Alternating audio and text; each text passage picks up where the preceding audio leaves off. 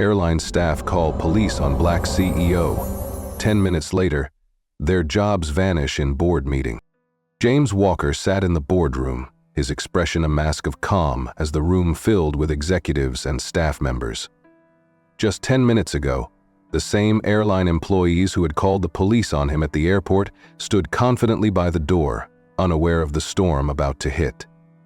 Sarah Jennings, Summit Airways Chief Operating Officer, called the meeting to order. "Before we begin, I'd like to introduce someone," Sarah said, nodding toward the door. In walked the airport manager and 2 corporate lawyers. The room shifted uncomfortably. "Mr. Walker," Sarah continued, "would you like to address the team?" James stood, his every movement deliberate. The employees who had confronted him paled, recognition dawning on their faces. "Yes, thank you, Sarah," he began. "Earlier today, I had an experience that gave me a first-hand look at how some of our staff treat passengers, especially those who don't fit their expectations." The silence in the room thickened as the weight of his words sank in. The accused staff members squirmed, their bravado crumbling. "I've reviewed the footage, spoken with witnesses, and there's no room for bias at Summit Airways. Effective immediately, you're all dismissed. Security will escort you out." Gasps rippled through the room. James remained steady, his voice unwavering. Summit was built on integrity, and today, we're proving that no one, not even our own, is above that standard. As the doors closed behind the former employees, James turned back to his team. "Let this be a reminder. At Summit, every passenger matters, and respect is non-negotiable. If this story resonated with you, drop a 1 in the comments. And if you want to hear more stories like this, hit that subscribe button, like, and share with your friends. Your voice helps us bring more stories of truth and justice to light." James Walker stood just beyond the sliding glass doors of Los Angeles International Airport, momentarily letting the ebb and flow of travelers wash over him. His fingers tightened around the worn leather strap of his duffel bag, the weight of it grounding him. To the world, he was just another passenger, dressed in faded jeans, a plain navy hoodie, and scuffed sneakers.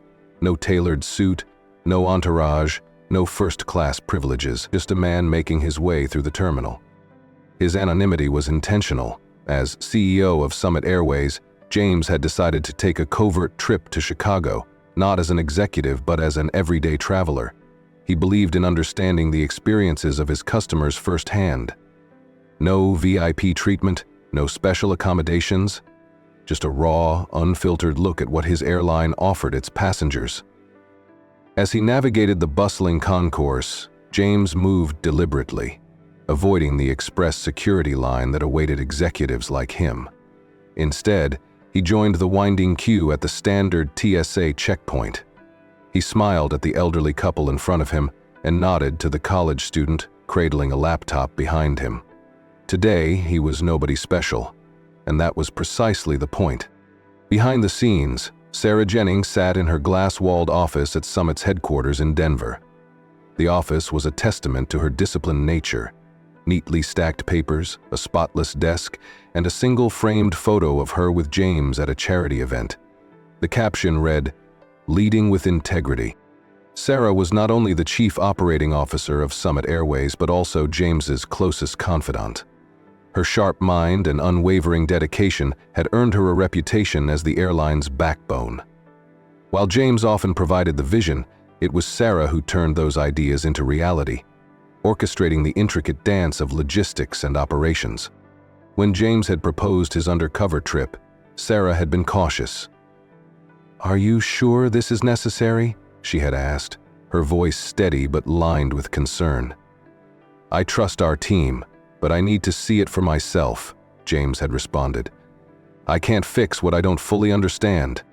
Ultimately, she respected his decision. The two shared a bond forged by years of navigating corporate storms together. They had built Summit Airways from the ground up, transforming it into a brand synonymous with comfort and fairness. If anyone could spot an issue and fix it, it was James Walker. As James approached Gate B-15, a subtle shift in the atmosphere prickled his senses. The terminal's fluorescent lights hummed a pitch too high, and the background noise of rolling suitcases and distant chatter seemed to take on a sharper edge. He glanced at the overhead screens. Flight 25 to Chicago. On time. And adjusted his grip on his duffel bag. A uniformed supervisor stood by the gate, his posture rigid and eyes vigilant. The name tag pinned to his chest read David Mitchell. His gaze swept over the waiting passengers, lingering a second too long on James. Standing nearby was a woman with a tight bun and a clipboard, Karen Barnes.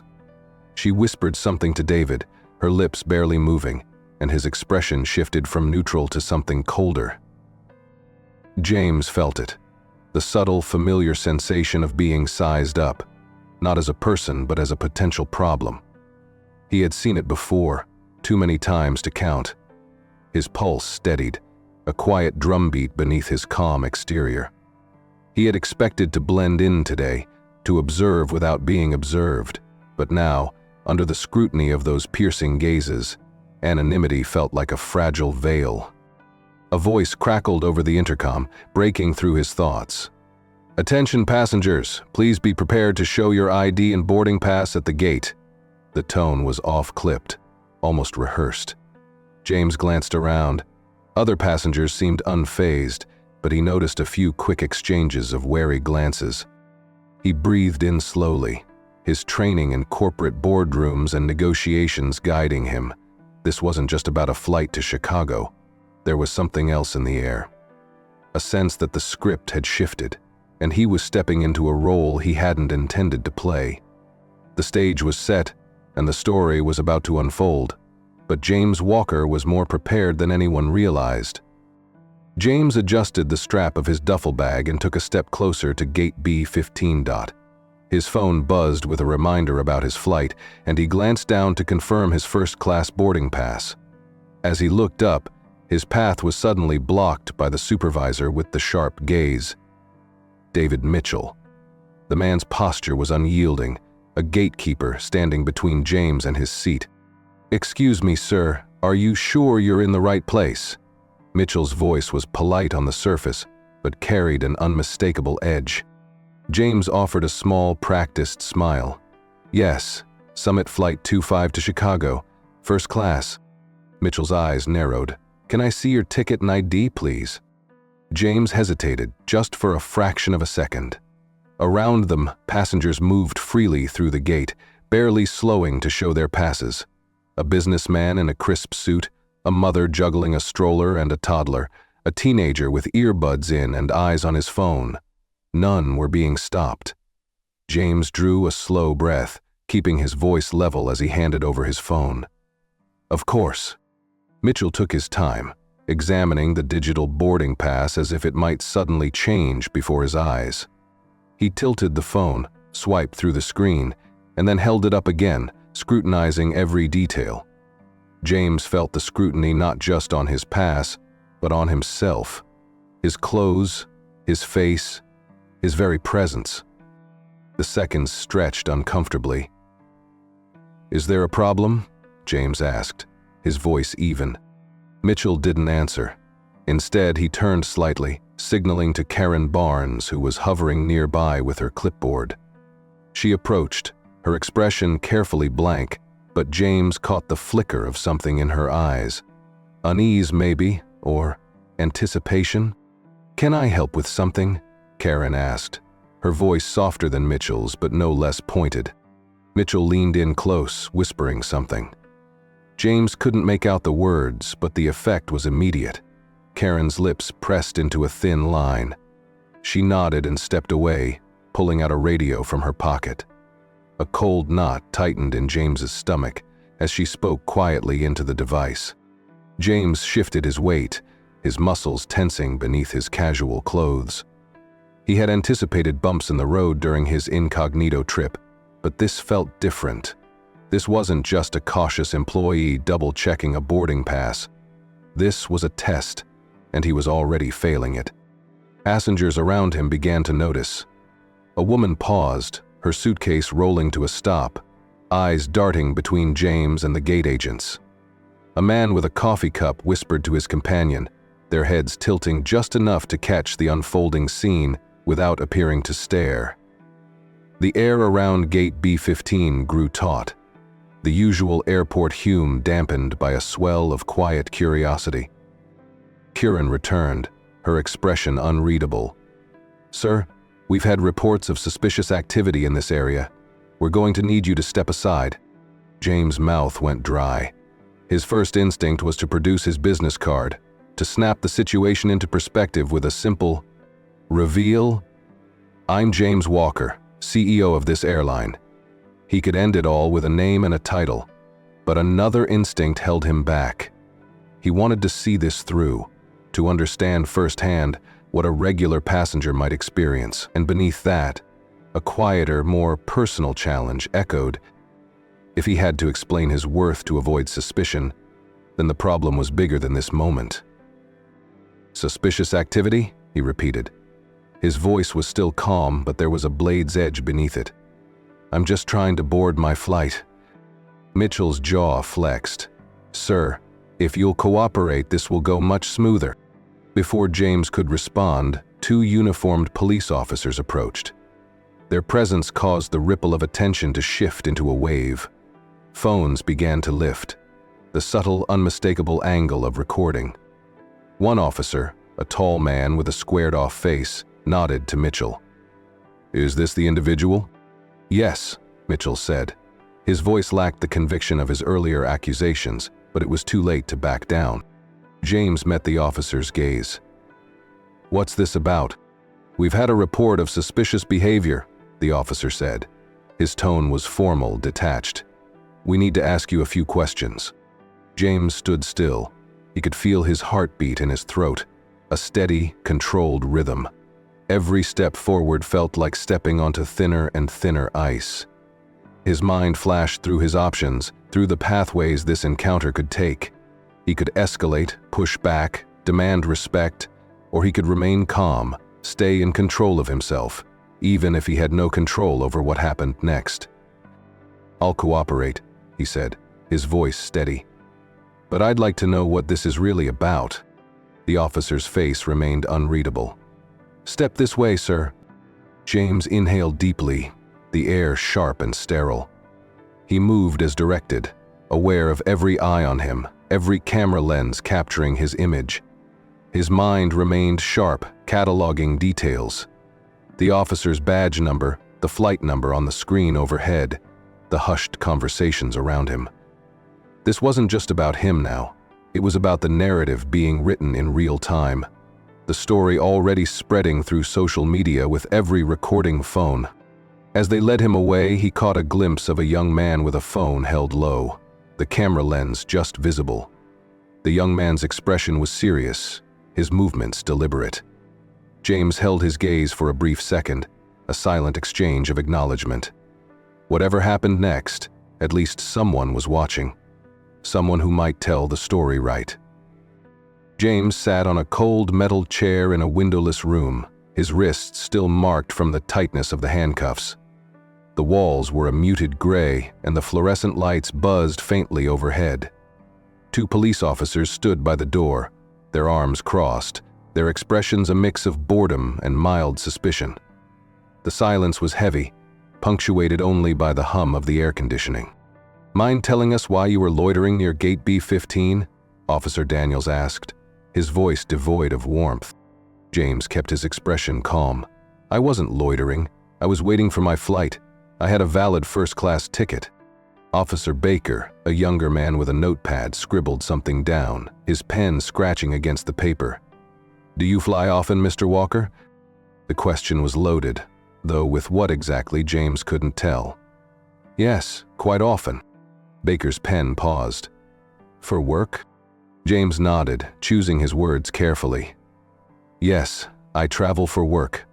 I like to observe the customer experience firsthand." Daniels smirked, the kind that only half buys a story. "You must have a pretty interesting job then?" James didn't take the bait. "I'd like to know why I'm being detained." The officers exchanged a look, a silent conversation passing between them. Daniels finally leaned forward, his expression shifting to something sharper. "Look, if there's nothing to hide, this won't take long. Just answer our questions and you'll be on your way." James sat back, his posture unyielding. He knew this game, the illusion of choice where every path led to the same outcome. His calm exterior was a mask, beneath which his mind worked rapidly, cataloging details, mapping exit strategies, and weighing the cost of each word spoken. From the other side of the glass, Marcus Grant stood with his phone held low, the screen still recording. He had followed the unfolding scene from the gate, his instincts as a young activist humming with a mix of caution and urgency.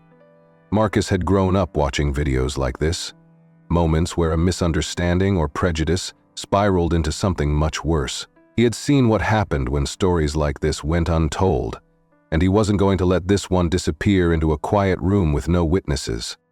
His fingers tapped quickly, sending the recording to a group chat labeled Justice Watch.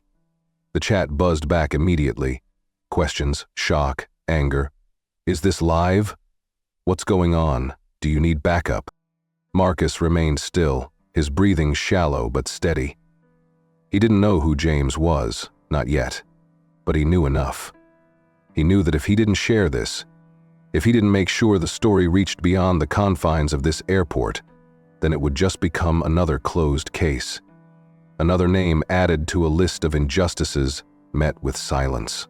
He hit upload. The video began to spread, first through his network, then outward, as shares multiplied and hashtags emerged. Each view, each comment, each retweet was a small push against the silence. He knew what he was doing was more than just recording. It was bearing witness.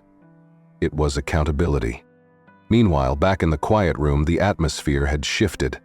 Officer Baker's phone buzzed, a single vibration that drew his attention. He glanced at the screen, and something changed in his expression. He leaned over to whisper to Daniels, their voices too low for James to hear. James remained still, watching the ripple of tension that passed between them. His instincts told him that the dynamic was shifting, that the control they thought they had was slipping away. He had seen it before, in negotiations, in boardrooms, where confidence cracked and desperation seeped through. The officers stepped outside, leaving James alone. He exhaled slowly, a controlled release of breath, letting his mind catch up to the reality of the situation. He knew the truth would surface eventually, but the question gnawed at him. How much damage would be done before it did? Beyond the walls of the room, the video had already gained traction. Social media feeds filled with the footage, accompanied by captions that ranged from curious to outraged. "Black man detained at airport for looking suspicious. What's happening at Summit Airways? Is this racial profiling or something more?" The narrative was no longer in the hands of those who had started it. It was moving on its own, a story taking shape in real time, fueled by likes, shares, and the unmistakable hum of public scrutiny. And as the video spread, subtle clues began to emerge. A background conversation caught on camera, a quick shot of Karen Barnes speaking urgently into her radio, a slip of paper exchanged between David Mitchell and another airport staff member. Small moments, easy to dismiss in isolation, but together they painted a different picture. One where James was not just a random target, but a deliberate one. Outside the quiet room, the truth was unraveling. Inside, James waited, his calm now a weapon, his patience a shield. The game had started, and he was still in it. He just needed to play his cards right. The room seemed to close in on James, its gray walls pulsing with the weight of silence. He sat, motionless, his fingers tracing the rough seam of his jeans as if grounding himself to reality. The officers had stepped out, leaving him alone with nothing but his thoughts and the quiet hum of the fluorescent lights. If you've ever been in a situation like this, you know the feeling. The stillness where every breath is calculated, every movement weighed.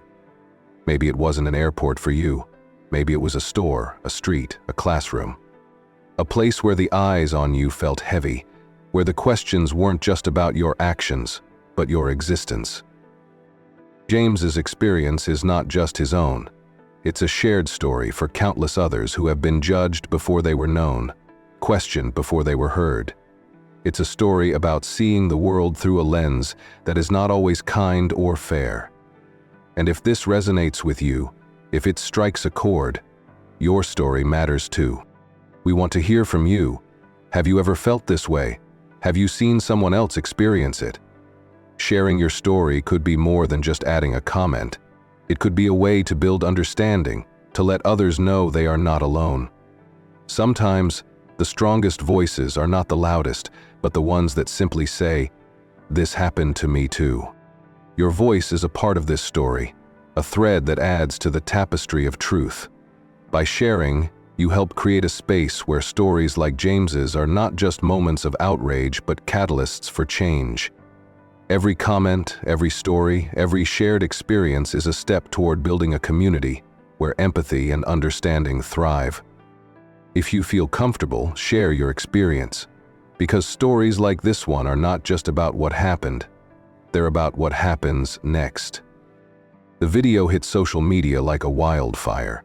Within minutes, Marcus Grant's footage of James Walker's detention at the airport had racked up thousands of views. By the hour, it was in the millions, with hashtags like Justice for James and Summit Airways trending. Twitter, Instagram, and TikTok feeds were flooded with clips of the incident, replayed and dissected by influencers, activists, and everyday travelers alike. News outlets picked up the story, their headlines a mix of disbelief and outrage. Black CEO detained at his own airline, and racial profiling or corporate sabotage. Comments poured in. Some shared their own experiences of being unfairly targeted. Others called for boycotts, tagging Summit Airways with demands for an explanation. There were also the skeptics, those who questioned the full story or suggested there must have been more to it. But as more angles of the video surfaced, different recordings from passengers at the gate, the narrative tightened. The truth was becoming undeniable. At Summit Airways headquarters, Sarah Jennings stood in the center of the glass-walled conference room, surrounded by a half-dozen screens displaying the chaos. Every notification was a reminder of the crisis unfolding. Executives spoke over each other, their voices a tangled mess of panic and strategy. Investors were calling, legal teams were on standby, and PR was drafting statements that felt hollow even before they hit paper. "Enough!" Sarah's voice cut through the noise. She turned to a grim-faced IT manager. "Have you verified this video?" He nodded, pulling up the footage frame by frame. "It's authentic, and it's bad. James." They didn't know who he was. Silence. The weight of that truth settled heavily in the room. The COO closed her eyes for a brief moment, then turned to David Mitchell and Karen Barnes, who sat at the far end of the table. Mitchell's earlier bravado had evaporated. His posture was slumped, a hand nervously rubbing his jaw. Karen's eyes were red-rimmed, her knuckles white as she clutched her clipboard. "Do you have anything to say for yourselves?" Sarah's tone was deadly calm. Mitchell opened his mouth, then closed it. His gaze darted to Karen, seeking support, but she only stared at the table. Finally, he found his voice. "We were just following protocol." He looked what? Sarah interrupted sharply. "Suspicious? Because he didn't fit your idea of a first-class passenger?" Barnes spoke up, her voice trembling. "We thought there had been reports, suspicious activity. We were just trying to keep everyone safe." Sarah's expression didn't soften. "Reports from whom? Because I've reviewed the logs, there was no such report filed. So, I'll ask again, what exactly made you think he was a threat?" Karen swallowed hard. Her lips moved, but no sound came out. The room held its breath. Mitchell's mask finally cracked. "Look, we made a mistake. We didn't know. How could we have known?" "You could have asked," Sarah said, her voice cutting through him like a blade. "You could have treated him with the same respect you showed every other passenger who walked through that gate without being questioned, without being detained." The board members shifted uncomfortably. No one came to their defense. It was clear. David and Karen were on their own. "I've spoken with legal," Sarah continued. "Effective immediately, both of you are terminated. You will be escorted out of the building. Any severance or benefits are revoked under our zero-tolerance policy for discriminatory behavior." Mitchell's face fell, his expression twisting from shock to anger. "You can't do this. I've been here for 10 years. I've done nothing wrong." Karen's reaction was more subdued. Her shoulders sank as if the air had been let out of her. "Please. I was just following his lead. I didn't mean—" "It doesn't matter who led and who followed," Sarah said, unmoved. "You were both complicit, and you've damaged this company's reputation in ways we may never fully repair." Security entered the room. Mitchell stood abruptly, his chair crashing to the floor. His voice rose, a desperate edge to it. "You're all making a huge mistake. This is cancel culture gone mad. I'll sue!" The doors closed behind them, muffling his protests. The room remained silent, the gravity of the situation pressing down on them all. Sarah turned back to the remaining executives. "We need a statement. Something real. No corporate jargon. We own this mistake, and we outline exactly how we'll fix it." As the team began drafting, Sarah's phone vibrated against the table. She glanced down, her thumb brushing over the screen. The message was from an unknown number. "You think it's over? It's only just begun." A chill ran through her. She looked around the room, at the faces of her colleagues, wondering if any of them could be the source. She steadied her breathing, forcing herself to maintain control. Whatever this was, whether it was a threat or a warning, she knew one thing for certain. The story wasn't over yet. The package arrived 2 days later, wrapped in plain brown paper with no return address. It sat on James Walker's desk, an unassuming rectangle among the clutter of legal briefs and strategy documents. His assistant had left it there, with a sticky note, "Delivered by hand, no sender info." James stared at it for a moment, his instincts bristling.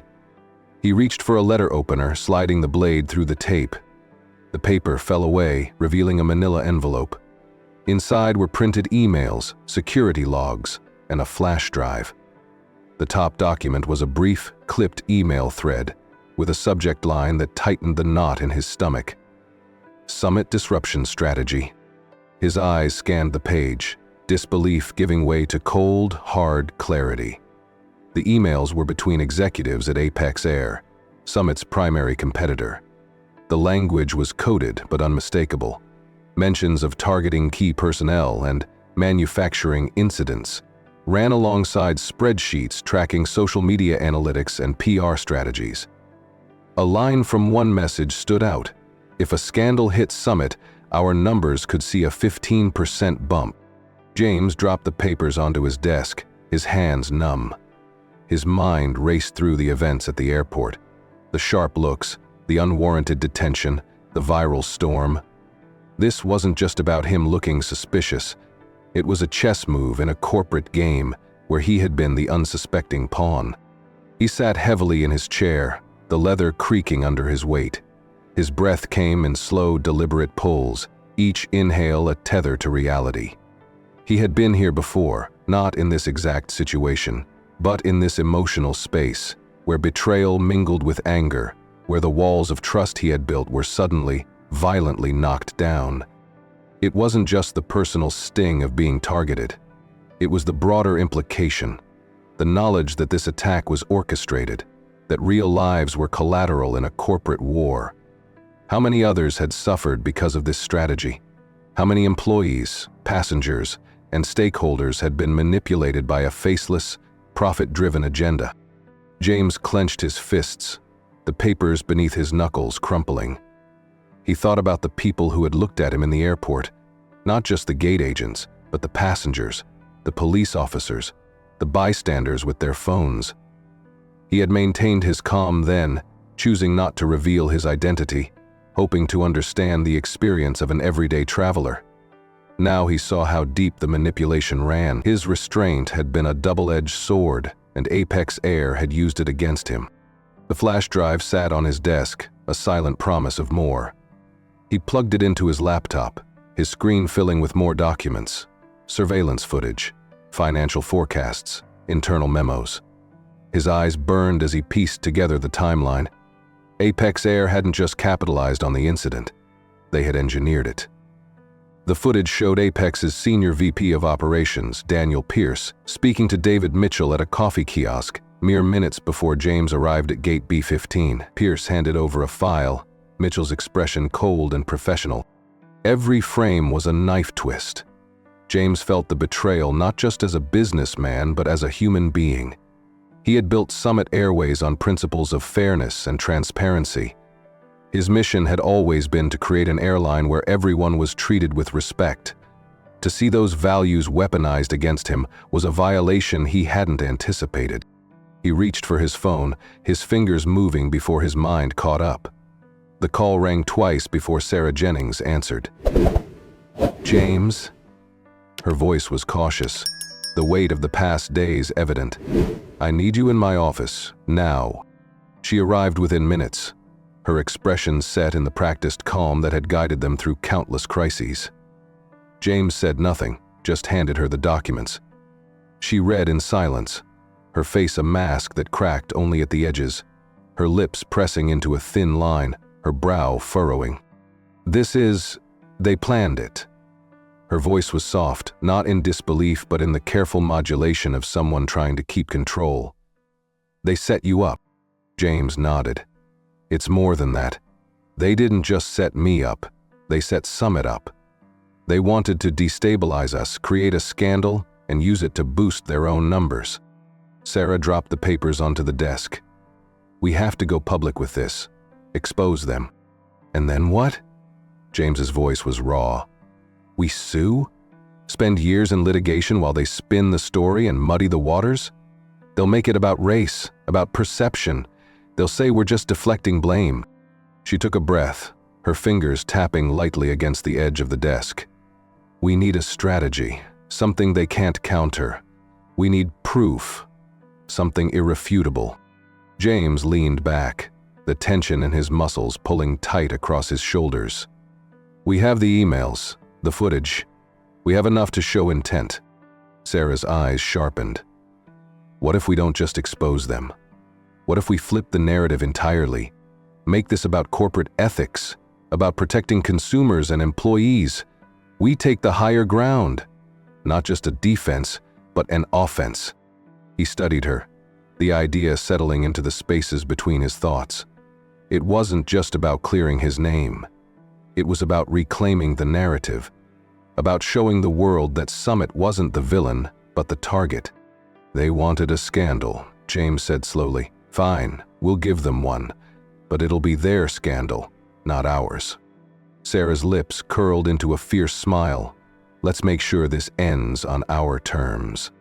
James reached for the phone again, this time with purpose. "Get the legal team, PR, and our most trusted board members on a call. We're going to war." As Sarah stepped out, James allowed himself a moment of stillness. He wasn't just a man reclaiming his reputation. He was a leader, standing at the edge of a battlefield. And he knew, with a clarity that cut through the chaos, that this was a fight he couldn't afford to lose. Not just for himself, but for everyone who had ever been on the wrong side of a rigged game. Summit Airlines moved swiftly. Within 24 hours, a carefully constructed press release hit every major news outlet, accompanied by an avalanche of evidence. The email chains between Apex Air executives, the surveillance footage showing their senior VP Daniel Pierce handing documents to David Mitchell, and the internal memos outlining their disruption strategy, were all laid bare. Social media ignited once again, but this time the flames were aimed squarely at Apex Air. Apex Exposed trended within minutes, and news channels picked up the story, running segments with experts dissecting the emails and analyzing the footage. Commentators who had been critical of Summit pivoted, the tide of public opinion shifting with the force of undeniable truth. A video montage played on CNN, the grainy footage of Pierce and Mitchell, the emails scrolling ominously across the screen, highlighted lines like, "If a scandal hits Summit, our numbers could see a 15% bump." A legal analyst on a panel shook his head in disbelief. This isn't just unethical, it's corporate sabotage. If proven, Apex Air could face serious legal and financial repercussions. The footage that Summit released wasn't just raw data. It was a narrative. They framed the story not as a defense, but as an attack, positioning Summit as a victim of a ruthless corporate plot. The decision to be transparent, to show every document and share every detail, turned the conversation from "what did Summit do wrong" to "how far did Apex go?" Investors reacted immediately. Apex Air's stock plummeted as their board of directors scrambled to contain the fallout. Summit, on the other hand, saw a surge of support. Passengers praised the airline's transparency, with many sharing their own positive experiences with Summit to counter the negativity. The narrative had flipped. James Walker, once the figure of suspicion, now stood as a symbol of integrity and perseverance. And for Apex Air, the consequences were just beginning. Richard Callahan, CEO of Apex Air, stood at the podium, his expression a practiced blend of confidence and contrition. Flashes from the cameras flickered like strobe lights, capturing every shift of his features. The room was packed with reporters, their notepads and recorders poised to catch his every word. "Let me be clear," Callahan began, his voice steady. Apex Air had no involvement in the unfortunate incident at Summit Airways. Any allegations suggesting otherwise are not only false, but defamatory. We have always maintained the highest standards of integrity in our corporate practices. He paused, allowing the weight of his statement to settle over the room. His PR team stood at the edges, their faces a mix of anxiety and forced calm. The narrative had been tightly controlled until now, a seamless blend of denial and redirection. But the room held an undercurrent of skepticism, the reporter's silence tinged with anticipation. Then, a hand shot up in the third row. A young reporter with a press badge from a digital outlet leaned forward, her phone raised. "Mr. Callahan, how do you respond to this?" She tapped her screen, and from her phone, an audio clip began to play. The room went still. The recording crackled, and then Callahan's own voice filled the space, unmistakable and damning. "If it takes a racial scandal to bring down Summit, so be it. A little bad press for them is a lot of good press for us." The oxygen seemed to drain from the room. Callahan's face lost its practiced poise, his jaw slackening as the recording continued. His PR team exchanged frantic glances, their whispers growing more urgent. Cameras zoomed in, capturing the beads of sweat forming on his brow, the tightening grip of his fingers around the edge of the podium.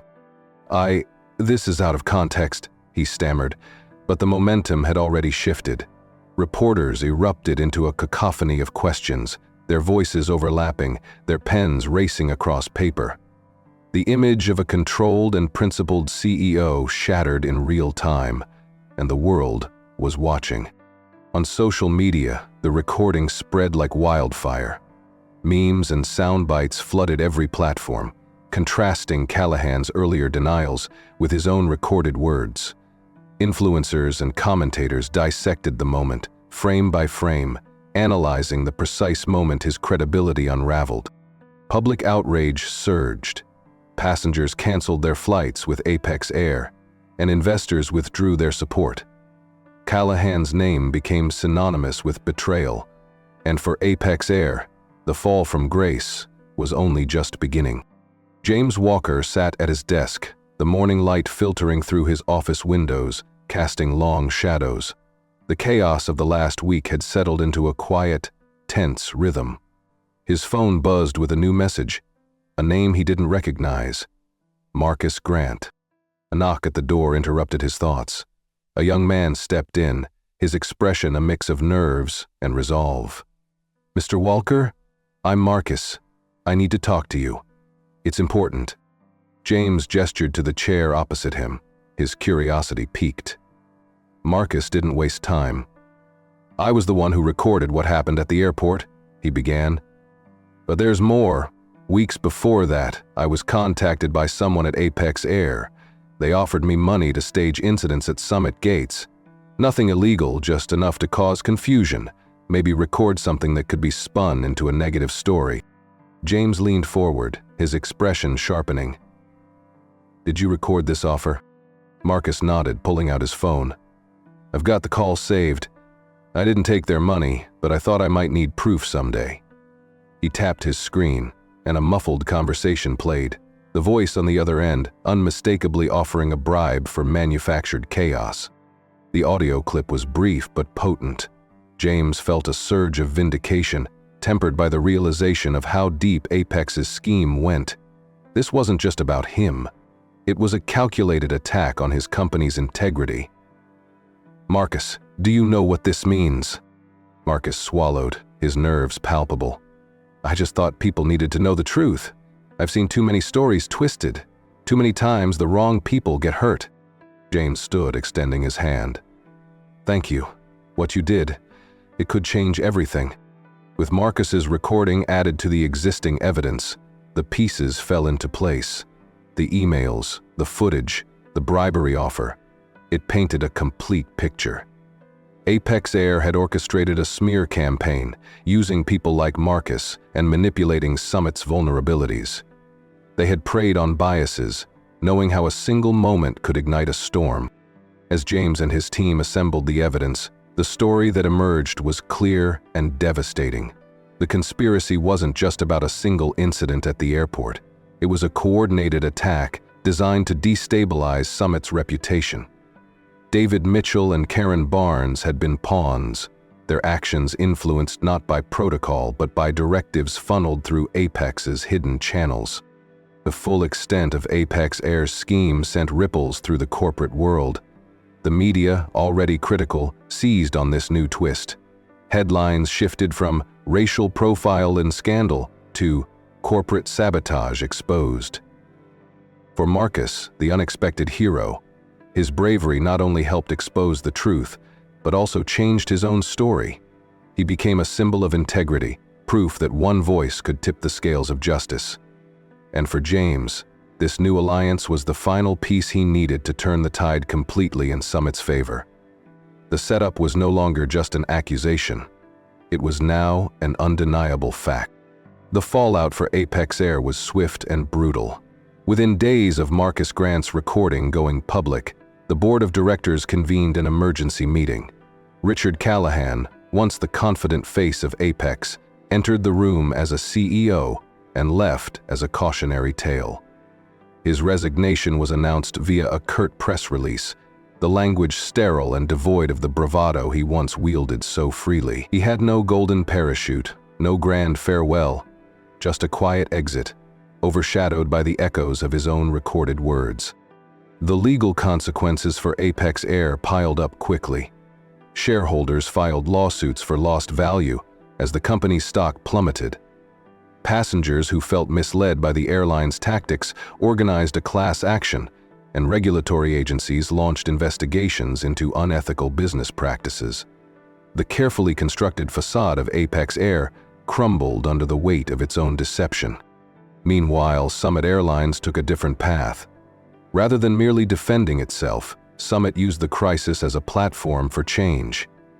Under James Walker's guidance, the company introduced a suite of new initiatives aimed at setting a higher standard for the industry. They announced mandatory racial bias training for all employees, from executives to gate agents. The training was designed in collaboration with civil rights organizations and was more than a checkbox exercise. It included real-world scenarios, role-playing, and measurable outcomes. Summit also rolled out a groundbreaking passenger Bill of Rights, which included clear protocols for conflict de-escalation and a transparent process for addressing complaints. James personally led the campaign, not as a victim of circumstance, but as a proactive leader pushing for industry-wide reform. "This isn't just about Summit," he said at a press conference. "It's about ensuring every traveler, regardless of who they are, feels respected and safe. It's about creating an industry where integrity isn't just a promise, it's a practice.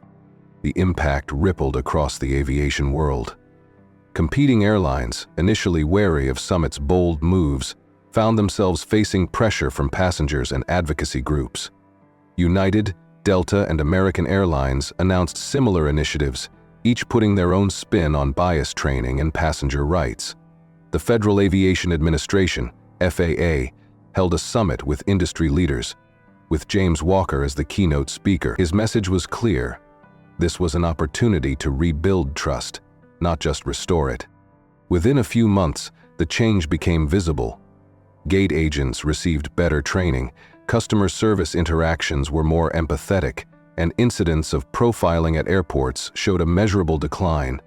Passengers noticed the difference, and Summit's brand recovered. Its reputation now built on more than just damage control. It was built on genuine progress. For James, the transformation wasn't just corporate, but deeply personal.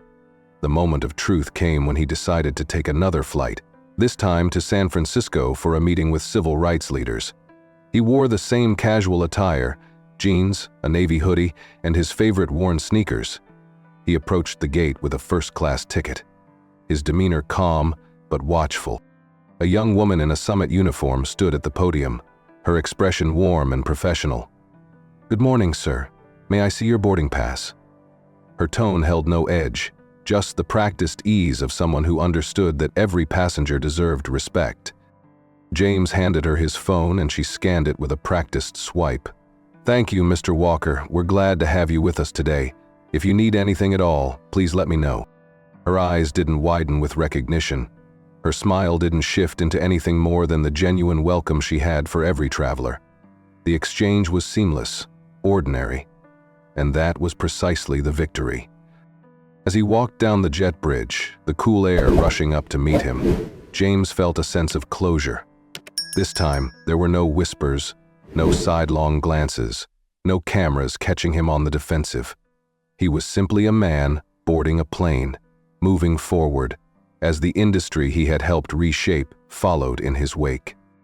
The moment he sat down, a wave of gratitude washed over him, not just for the victory, but for the journey, the bruising, relentless push to not only defend his name, but to create something better in the process. He glanced around at the other passengers, at the crew moving through their pre-flight checks, and felt a quiet, profound sense of achievement. The plane taxied to the runway, and as it lifted into the sky, so did a new chapter for James Walker and for Summit Airlines. It wasn't just about where they were going, but how they got there, and the promise that the path forward would always be built on respect and integrity. The soft hum of the airplane's engines created a steady rhythm, a gentle backdrop to the quiet cabin. James Walker sat by the window, his gaze lost in the clouds as they drifted by. The world below seemed small and distant, a reminder of how perspective could change everything. His journey had been more than just miles traveled. It had been a hard-won battle for truth and integrity. But as the plane cruised at 300,000 feet, a deeper question lingered. If this could happen to him, a CEO, a man with influence and resources, what happened to those without such power? How many stories of injustice went unseen, silenced by the absence of witnesses or the privilege of a platform? For every viral video, how many voices went unheard? The thought was both sobering and motivating.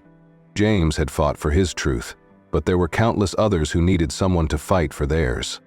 He knew the reality. Not everyone had the means to push back, to challenge the system, or to clear their name. Many faced accusations with no camera to capture the truth, no allies to support them. The weight of that truth pressed against him, a quiet call to do more, to be more. But this story wasn't just his. It belonged to everyone who believed in fairness, who stood against discrimination, who saw injustice and chose to speak out. Stories like this one were a reminder that one voice, one video, one brave decision could change the narrative.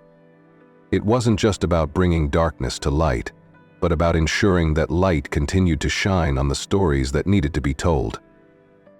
If this story resonated with you, if it made you think, then consider sharing it. Your voice could amplify its impact, helping others see what might otherwise remain hidden. And if you believe in standing up for what's right, if you want to be part of a community that values truth and justice, subscribe. There are more stories out there, more voices waiting to be heard. Together, we can ensure they find their audience. The plane began its descent, the world below coming back into focus. The camera lingered on James's calm, resolute expression as he prepared to land, not just in a new city, but in a new chapter of his life. The screen faded to black, and bold white letters appeared, a final call to action. Stand up. Speak out. Change the story.